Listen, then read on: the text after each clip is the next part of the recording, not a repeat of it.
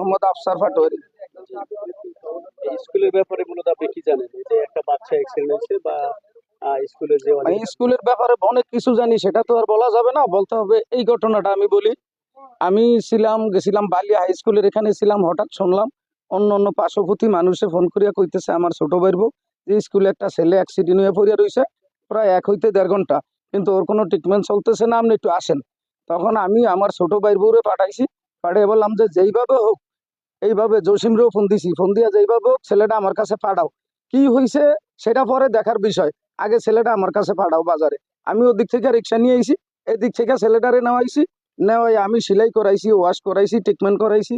পরে পরবর্তী আমি যখন জানতে আইলাম, আইয়া এখানে জানতে আইছি, আইয়া জানলাম যেন আমার সবচেয়ে দুঃখজনক ব্যাপার, যে এটা একটা শিক্ষা প্রতিষ্ঠান, একটা শিক্ষা প্রতিষ্ঠানে 4 জন শিক্ষক থাকাকালীন, তারা 4 জন শিক্ষক থাকাকালীন আমার বাড়ির সামনে একটা স্কুলে, সরকারি স্কুলের একটা ছাত্র 1 হইতে 1.5 ঘন্টা পইরা রইল বেঞ্চের উপরে, ওর ট্রিটমেন্ট হইলো না, আমাদেরকেও কেউ জানাইলো না। এইটা নিয়ে খুব একটা আমি কষ্ট পাইছি। আর আমি চাই যে এটা কেন এরকম কোনো ঘটনা যেন আমাদের দেশের কোনো শিক্ষা প্রতিষ্ঠানে এবং কি হয় না। আর এইটার ভিতরে একাধিকই হয়ে থাকে, আমরা ছেলে পেলে পড়ালেখা করাইমু আমাকে টাকা দিয়া, সেখানে আমাদের ছেলে পেলে যদি বাথরুমের পরিষ্কার করতে হয়, তো আমরা সুইপারের চাকরি দিতে পারি, তাহলে আমরা এত পরিশ্রম কেন করি? এটার আমরা উপযুক্ত বিচার চাই।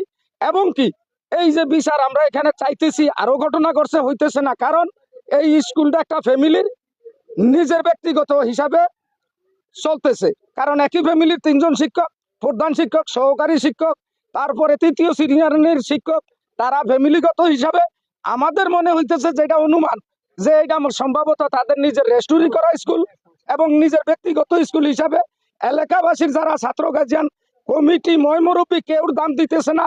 এইটার সাথে তারা যা কিছু করে শিক্ষা অফিসের বসার সারের সাথে যুক্তি করিয়া যা কিছু হয় সবকিছুই করে। আমরা এরকম অনেক একাধিক ইউনি অফিসে, শিক্ষা অফিসে আমরা নালিশ করছি, দরখাস্ত দিছি, কিন্তু আমরা কোনো প্রতিক্রিয়া পাইতেছি না। আমরা এখন এলাকাবাসীর পক্ষ থেকে মিডিয়া কর্মী ভাইদের কাছে অনুরোধ করব এবং কি জেলা প্রশাসকের কাছে অনুরোধ করব, ইউনু মহোদয়ের কাছে আমরা নালিশ করব, এটাই আমরা জানতে চাই। এবং কি আমাদের ভোলা সদর 1 আসনের সংসদ সদস্য ব্যারিস্টার আন্দালিব রহমান পার্থ ভাইয়ের কাছে রিকোয়েস্ট করব, এই স্কুলে যেন দূর দূরান্ত থেকে আনিয়া কোনো শিক্ষক দেওয়া হয়।